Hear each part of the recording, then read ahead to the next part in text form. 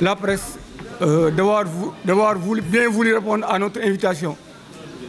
Je ne manque jamais, dans mes interventions, de saluer le rôle important que la presse joue dans l'éveil des consciences et dans la consolidation de la démocratie de façon générale et à Thiès de façon particulière. Comme vous le savez tous, nous sortons de remaniements. Les remaniements, ce sont toujours des moments, d'intenses moments, de relecture, de recomposition, de redistribution des cartes. Comme vous le savez aussi tous, Thiès constitue un enjeu stratégique, de par son histoire, de par son passé politique, de par son passé syndical. Donc il était opportun, il était normal qu'au sortir de ce remaniement, que nous fassions une lecture objective, pas forcément tendancieuse ou clanique. Parce que j'ai mon intime conviction, ma conviction de toujours, était que Thiès, de par son histoire, ne devait aucunement être écarté des responsabilités. Et dans cette dynamique-là, nous ne pouvons pas ne pas relever qu'entre 2000 et 2004, lorsque Idrissa Seck était aux commandes, beaucoup de Thiessois ont été nommés à des postes de responsabilité. C'est à partir de 2000 et de 2004 que beaucoup de Thiessois, que le visage de la ville a été transformé. Et où Thiès a eu à bénéficier de beaucoup d'ouvrages, d'un nombre de 84 ouvrages, dans le cadre des chantiers de Thiès. Donc, Thiès ne pouvait pas, au regard du rôle historique que Thiès a joué dans la conquête des libertés publiques et démocratiques, au regard du rôle déterminant que Thiès a joué pour la matérialisation des alternances de 2000 et de 2012, il était totalement exclu que des Thiessois ne puissent pas figurer dans le gouvernement. Heureusement que le président de la République a fait une lecture objective, lucide, des différentes tendances pour comprendre qu'il était nécessaire de confirmer les ministres thiessois qui étaient dans le gouvernement. Donc c'est pour nous l'occasion, en tout cas, de les remercier. Mais au-delà de leur personne, nous pensons qu'aujourd'hui, si on fait une lecture globale des différentes communes, si on fait une lecture des résultats, des tendances au niveau du département, nous pensons qu'aujourd'hui, le président doit aller jusqu'au bout de sa logique. Parce que un gouvernement, être dans un gouvernement est une excellente chose, mais nous pensons qu'aujourd'hui, qu'au regard de l'enjeu que représente Thiès, d'autres cadres thiessois qui sont méritants, qui ont travaillé en tout cas à confirmer un leadership réel, doivent aujourd'hui être promis. Parce que Thiès était la mère des batailles.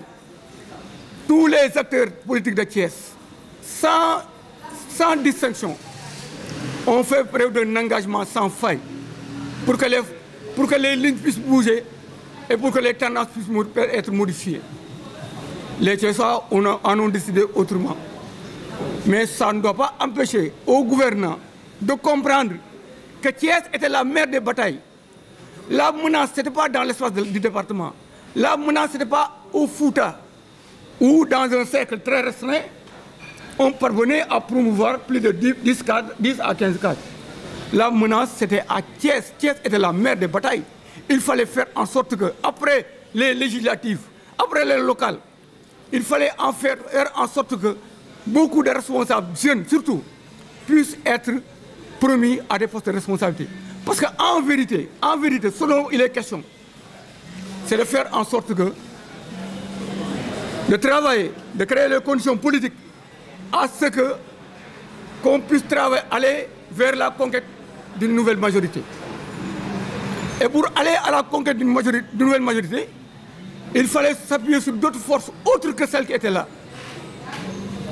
Parce que ce qui s'est passé lors des locales a été un traumatisme. Ça, il faut que nous le reconnaissions tous. Au local, on n'a pas fait le bon choix. On est abouti à un résultat. Pour la première fois dans l'histoire politique de Thiès, des jeunes de l'opposition ont agressé notre électorat et sont accaparés des différentes communes et des maires de la mairie de ville. Donc c'est en fonction de cette situation-là que les autorités centrales doivent faire une bonne lecture pour faire des choix judicieux, pour promouvoir beaucoup de quartiers soit à des postes de responsabilité. Aujourd'hui, le gouvernement Amadou Ba peut-être est un gouvernement de rupture. Nous saluons la nomination de Amadou Ba. Amadou Ba, c'est quelqu'un qui est d'une probité morale et intellectuelle incontestable. Il a occupé des postes importants dans le gouvernement. Nous pensons qu'aujourd'hui, il doit pouvoir être, en tout cas, le chef d'équipe d'un gouvernement de combat. Parce que justement, c'est de cela qu'il est question. Aujourd'hui, la nouvelle configuration de l'Assemblée nationale nous impose aujourd'hui d'aller vers des 18 mois très intenses. Ça ne sera pas facile pour nous qui sommes de la majorité. Parce qu'on doit avoir le courage de l'accepter, qu'on a mis le président de la République dans une situation politique inconfortable. Donc, le président de la République doit en tirer tous les enseignements et faire les meilleurs choix possibles. Lu tax tey ñu woote dañuy génn ci ab remaniement génn ci ay élections des élections yoo xam ni metti woon na pour Thiès metti woon na pour Sénégal metti woon na pour nous qui appartenons au camp de la majorité parce que Thiès dafa nekkoon un enjeu. Des retrouvailles sont intervenues entre le président Macky Sall et le président Idriss Seck. On est allé à des élections locales, peut-être qu'il n'y a pas eu de concertation. Des choix ont été opérés. On a été battu, nous gagnons. Bi ñu gagné jàngoro bi nekk ci muy jàngoro gu doy waar bi ma amee l'occasion le ministre le maître le garde des Sceaux l'ex-garde des Sceaux Malick Sall woo ma ak le maire Aliou Sall dama ne leen Thiès li ko dal am malade bu am AVC la ngeen jox ko paracétamol le mal c'était depuis la racine c'était depuis le local li ngeen di def da ngeen waroon ñëw teel ko def vous ne l'avez pas fait on nous a battu et je ne pense pas que en 6 mois qu'on puisse changer les rapports de force donc bu ñu génnee ci ab remaniement ñu jël ay Thiessois mettre leen à des positions de responsabilité man dama mos a bokk ci ñi nga xam ni porter un combat depuis 2019 dama ko doon porter même mi ñu génnee élection présidentielle 2019 dama ne il n'est pas normal que Thiès soit exclu des centres de décision parce que bu ñu jëlee 120 000 voix jox ko président 4e département du Sénégal président amul benn raison bu mu tax muy exclure ay Thiessois des centres de décision. Heureusement qu'il a compris ba jël ay Thiessois yóbbu leen à des postes de responsabilité. élection yi ñu jógee benn dëkk la ñëpp doon xool Dakar est un enjeu Touba enjeu la mais Thiès la ñëpp doon xool opinion internationale nationale ñëpp moom la ñu doon xool. ñu xeex acteurs politiques fi nekk ñëpp xeex mouiller le maillot xeex def lu ñu war a def yëpp mais dafa doon jafe parce que les maires yi waa Yewwi dañ cee toog mairie de ville Yewwi toog si ñu jàkkaarloo ñun donc doon na jafe ñu changer les rapports de force ci 6 mois mais tous les acteurs politiques de Thiès se sont engagés def lépp li ñu mën pour que ça bu ñu changer la donne Thiessois yi décidé leneen mais ça président peut-être que ci li ñu jëm dinañ ci tirer ay enseignements mais ñun li ñu mën a wax mooy pour que li ñu mën a bouger pour que ñu mën a modifier les rapports de force pour ñu espérer demain élection yi di ñëw ñu gagner il faut nécessairement que président promouvoir d'autres cadres thiessois. Il faut que il y a Thiès regorge de cadres compétents de jeunes compétents il faut que mu faire confiance aux jeunes de Thiès. Il y a beaucoup de jeunes.